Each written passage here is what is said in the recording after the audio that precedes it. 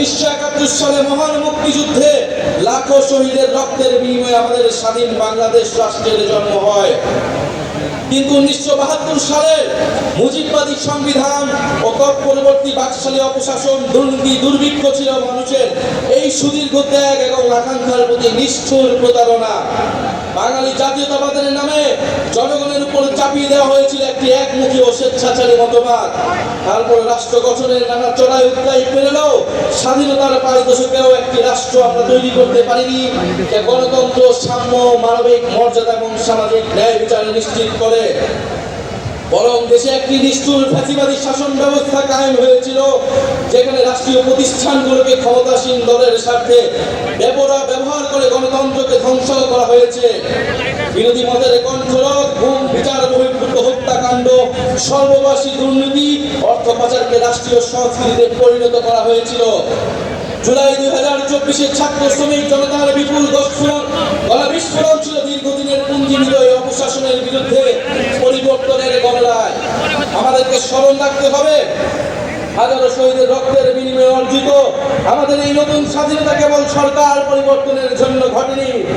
যে ব্যবস্থার মধ্যে দিয়ে ফ্যাসিবাদ কায়েম হয়, আমরা সেই ব্যবস্থার পরিবর্তন চেয়েছিলাম। ফ্যাসিবাদ পতনের বছর পূর্তিতে এই জুলাই আমরা টেকনাফ থেকে তেতুলিয়া, জাফলং থেকে সুন্দরবন, বাংলাদেশের আপামর ছাত্র শ্রমিক জনতা, আবার বৃদ্ধ বনিতা, চায়ের টঙের দোকান থেকে ডাক্তার, ইঞ্জিনিয়ার, চা শ্রমিক, আপনাদের সবার ভালোবাসায় শিক্ষিত হয়েছি। বাংলাদেশের প্রতিটি প্রান্তে আমাদের শহীদ পরিবার আর আহত ভাই বোনদের প্রত্যাশার কথা শুনেছি আপনাদের নিত্যদিনের সংগ্রাম, আকাঙ্ক্ষা, স্বপ্নের কথা। আমাদের দলের জন্ম, এনসিপির জন্ম, আপনাদের সকল শ্রম আমাদের স্বপ্নের নতুন বাংলাদেশ গড়ার জন্য। আপনাদের অভিযোগ, অনুযোগ, প্রত্যাশা আমাদের ভাবনাকে করেছে গভীর, আমাদের লক্ষ্যকে করেছে সমৃদ্ধ। তাই ঠিক 1 বছর পরে আমরা শহীদ মিনারে আপনাদের সামনে দাঁড়িয়ে নতুন বাংলাদেশে আমাদের সেকেন্ড রিপাবলিকের 24 দফা ইশতেহার ঘোষণা করছি। আমাদের প্রথম দফাটি হলো নতুন সংবিধান ও সেকেন্ড রিপাবলিক, উপনিবেশ বিরোধী লড়াই, স্বাধীনতা সংগ্রাম ও জুলাই গণ অভ্যুত্থানের জনগণের সাম্য, মানবিক মর্যাদা ও সামাজিক সুবিচারের আকাঙ্ক্ষার ভিত্তিতে আমরা বহু ভাষা, সংস্কৃতি ও জাতির নতুন বাংলাদেশ তৈরি করব। পুরাতন ঝেড়ে ফেলে আমাদের রাষ্ট্রের নতুন যাত্রায় আমাদের প্রথম অঙ্গীকারী হচ্ছে গণপরিষদের মাধ্যমে একটা নতুন সংবিধান। জুলাইয়ের আকাঙ্ক্ষা পূরণে আমাদের এই নতুন সংবিধান একনায়কতন্ত্র, পরিবারতন্ত্র, ফ্যাসিবাদী কাঠামোর বিলোপ করে একটি বৈষম্যহীন গণতান্ত্রিক, অন্তর্ভুক্তিমূলক ও জনকল্যাণমুখী রিপাবলিক গঠন করবে। আমাদের এই নতুন রাষ্ট্র ব্যক্তির জীবন, জীবিকা, মর্যাদা, অধিকার সংরক্ষণ করবে। এই নতুন সংবিধান আমাদের রাষ্ট্রের আইনি, বিচার ও নির্বাহী বিভাগের মধ্যে ক্ষমতার সুনির্দিষ্ট বিভাজন ও ভারসাম্য নিশ্চিত করবে। আমরা জুলাই ঘোষণাপত্র, জুলাই সনদের সাংবিধানিক স্বীকৃতি নিশ্চিত করব। আমাদের দ্বিতীয় দফাটি হচ্ছে জুলাই গণ অভ্যুত্থানের স্বীকৃতি ও বিচার। এই জনপদের মানুষের উপনিবেশ বিরোধী সংগ্রাম, 1971-এর মহান মুক্তিযুদ্ধের কাঙ্ক্ষিত সাম্য, মানবিক মর্যাদা ও সামাজিক সুবিচার প্রতিষ্ঠার লড়াই এবং জুলাই গণ অভ্যুত্থানে একটি বৈষম্যহীন বাংলাদেশ গঠনের পক্ষেই আমাদের প্রেরণা। আমরা জুলাইয়ে সংগঠিত গণহত্যা, শাপলা গণহত্যা, আমরা পিলখানা হত্যাকাণ্ড, গুম ও বিচার বহির্ভূত হত্যা সহ আওয়ামী ফ্যাসিবাদের সময়ে সংগঠিত সকল মানবতা বিরোধী অপরাধের দৃষ্টান্তমূলক বিচার ও শাস্তির জন্য আমরা লড়াই করব। জুলাই গণ অভ্যুত্থানের শহীদদের পরিপূর্ণ রাষ্ট্রীয় স্বীকৃতি, আহতদের চিকিৎসা, পুনর্বাসন নিশ্চিত করে আজীবন তাদের পাশে দাঁড়াবো। জুলাইয়ের জাতীয় ঐক্য, হাজারো শহীদের আত্মত্যাগের মহিমাকে ধারণ করার জন্য আমরা জুলাইয়ের স্মৃতি রক্ষা করব এবং সবসময় ফ্যাসিবাদ বিরোধী লড়াইয়ের সহযোদ্ধাদের পাশে থাকবো। আমাদের দ্বিতীয় দফাটি হচ্ছে গণতন্ত্র, রাষ্ট্রীয় প্রতিষ্ঠানের সংস্কার। আমরা এমন একটা ইনসাফের রাষ্ট্র গড়ে তুলতে চাই যেখানে রাষ্ট্রীয় প্রতিষ্ঠানগুলো হবে জাতি, ধর্ম, বর্ণ নির্বিশেষে নিরপেক্ষ, নৈর্ভিত্তিক, মানবিক ও গণমুখী। জনসেবাই হবে তাদের মূল মন্ত্র। একই সঙ্গে রাষ্ট্রের সকল সাংবিধানিক ও বিধিবিদ্ধ জবাবদিহিতা নিশ্চিতকারী প্রতিষ্ঠানের ক্ষমতা বৃদ্ধি করা হবে, যেন এই প্রতিষ্ঠানগুলো স্বাধীনভাবে কাজ করে নির্বাহী বিভাগের কর্তৃত্ব পরায়ণ হওয়ার প্রবণতা প্রতিহত করতে পারে। আমরা এমন একটা গণতান্ত্রিক জনগণতান্ত্রিক রাষ্ট্র প্রতিষ্ঠা করতে চাই, যেখানে জনগণ শুধু নির্বাচনের দিন ক্ষমতার উৎস হবে না, বরং রাষ্ট্র পরিচালনার প্রতিটি ক্ষেত্রে জনগণের অংশগ্রহণ নিশ্চিত করা হবে। আমরা অবাধ, সুষ্ঠু, নিরপেক্ষ নির্বাচনের জন্য নির্বাচন কমিশন আইন ও গঠন প্রক্রিয়ায় মৌলিক পরিবর্তন সাধন করব এবং রাষ্ট্র কর্তৃক নির্বাচিত ব্যয় নির্বাহের আইন করার মাধ্যমে নির্বাচনে কালো টাকার প্রভাব হ্রাস করব এবং সৎ ও যোগ্য প্রার্থীদের প্রতিদ্বন্দ্বিতার সুযোগ সৃষ্টি করব।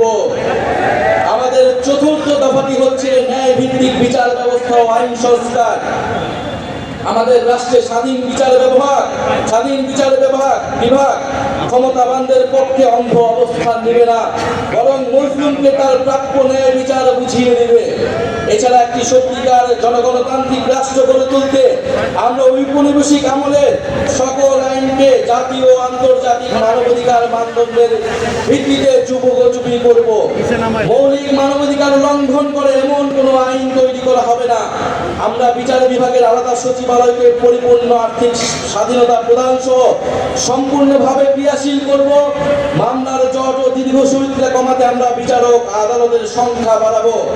আমরা মামলার নথিপত্রগুলোকে ডিজিটালাইজ করব এবং মামলার অগ্রগতি অনলাইন ট্র্যাকিং এর ব্যবস্থা করব। আমরা দেওয়ানি দায়ের ক্ষেত্রে আর্থিক ক্ষতিপূরণের প্রাপ্তির বিষয়ে আইনগত কাঠামো প্রণয়ন করব।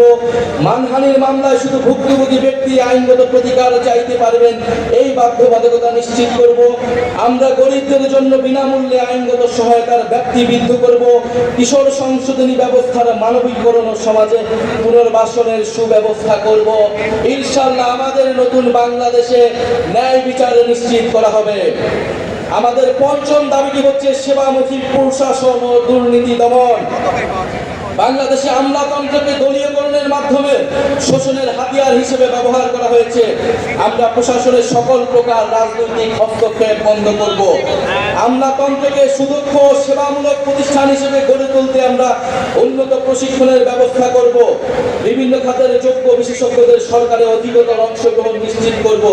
নিয়োগ, বদলি, পদায়ন ও প্রমোশনের ক্ষেত্রে মেধা এবং যোগ্যতাই হবে একমাত্র মানদণ্ড। সরকারি কর্ম কমিশনের সকল প্রশাসনের নিয়োগের ক্ষেত্রে সততা, নিরপেক্ষতা বজায় রাখতে যথাযথ নিয়োগ কাঠামো তৈরি করব। আমরা ডিজিটাল গভর্নেন্স চালুর প্রতি বিশেষ গুরুত্ব দিব। আমরা রাষ্ট্রীয় সম্পদ চুরি, দুর্নীতি, স্বজনপ্রীতি, দলীয়করণের বিচারহীনতা এবং বিচারের দীর্ঘসূত্রিতা পরিহার করে দুর্নীতির দ্রুত বিচার শাস্তির বিধান করব। সরকারের যে কোনো দাপ্তরিক দুর্নীতি প্রকাশ করলে সংশ্লিষ্ট ব্যক্তিকে বিশেষ আইনি সুরক্ষা দিতে হুইসেল ব্লোয়ার প্রোটেকশন আইন প্রণয়ন করব। সমাজের শিক্ষায় সমাজের দুর্নীতি বিরোধী মূল্যবোধ এবং সচেতনতা তৈরি করব। আমাদের ষষ্ঠ দাবিটি হচ্ছে জনবান্ধব আইন শৃঙ্খলা রক্ষাকারী বাহিনী। আমরা এমন এক বাংলাদেশ গড়তে চাই যেখানে আইন শৃঙ্খলা রক্ষাকারী বাহিনী, পুলিশ আর সাধারণ মানুষকে ভয় দেখিয়ে ওয়ারেন্ট ছাড়া তুলে নিয়ে যেতে পারবে না। আমরা ঔপনিবেশিক আমলের 1861 ও 1898 সালের পুলিশ আইন যুগোপযোগী করব।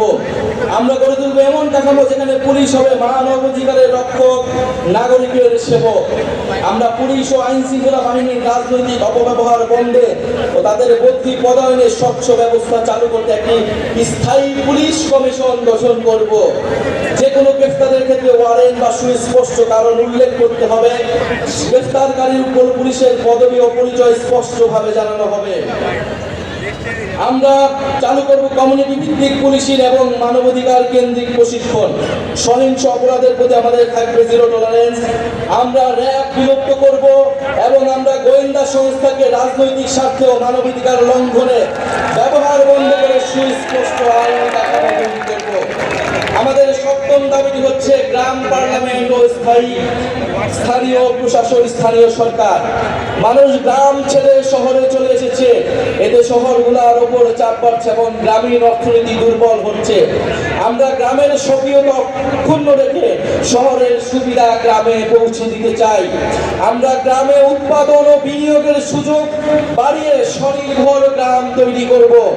আমরা স্থানীয় পর্যায়ে শাসন ব্যবস্থায় জনগণের অংশগ্রহণ বিকেন্দ্রীকরণ নিশ্চিতে গ্রাম পার্লামেন্ট গঠন করব এবং এই পার্লামেন্টের হাতে স্থানীয় সমস্যা সমাধান ও উন্নয়ন তদারকির দায়িত্ব অর্পণ করব। আমরা স্থানীয় সরকার কাঠামোকে শক্তিশালী করার মাধ্যমে ক্ষমতার বিকেন্দ্রীকরণ নিশ্চিত করব এবং স্থানীয় সরকারকে স্থানীয় উন্নয়নের কেন্দ্রবিন্দুতে পরিণত করব। আমরা সংসদ সদস্যের ক্ষমতার অপব্যবহার বন্ধ করে স্থানীয় নির্বাচিত জনপ্রতিনিধিকে ক্ষমতায়িত করব। একই সাথে সামাজিক জবাবদিহিতা ও দায়বদ্ধতা নিশ্চিতকারী কাঠামোগুলো যেন দায়িত্ব পালন করতে পারে সেটা নিশ্চিত করব। আমরা একটি স্বাধীন স্থানীয় সরকার কমিশন গঠন করব, যা স্থানীয় সরকারের বিভিন্ন প্রতিষ্ঠান যেন ভূমিকা পালন করে তা নিশ্চিত করবে। আমাদের অষ্টম দফাটি হচ্ছে স্বাধীন গণমাধ্যম ও শক্তিশালী নাগরিক সমাজ। আমরা সংবাদ মাধ্যমের শতভাগ স্বাধীনতায় বিশ্বাস করি এবং যথাযথ আইনি ও নীতি কাঠামোর মাধ্যমে সেটি নিশ্চিত করব। আমরা প্রেস কাউন্সিলকে যুগোপযোগী এবং কার্যকর করব। এছাড়া নির্দিষ্ট কোনো ব্যক্তি, গোষ্ঠী বা কর্পোরেশনের কাছে যাতে বহু গণমাধ্যমের প্রতিষ্ঠাতার মালিকানা কুক্ষিগত না হয়, রাজনৈতিক দলের স্বার্থে হাতিয়ার না হয়, সেটা নিশ্চিত করব। আমরা নিশ্চিত করব গণমাধ্যম যেন জনগণের কাছে দায়বদ্ধ থাকে। আমরা গণতান্ত্রিক জবাবদিহিতা শক্তিশালী করার প্রয়াসে নাগরিক সমাজের সক্রিয়তা ও স্বাধীন মত প্রকাশের সুযোগে অবারিত করতে নাগরিক সমাজের অংশীজনের সমন্বয়ে একটি শক্তিশালী নীতি কাঠামো তৈরি করব। আমরা গণমাধ্যমে মিসইনফরমেশন, গুজব ও বিভ্রান্তিকর সংবাদের বিরুদ্ধে জনগণের সুরক্ষা নিশ্চিত করব।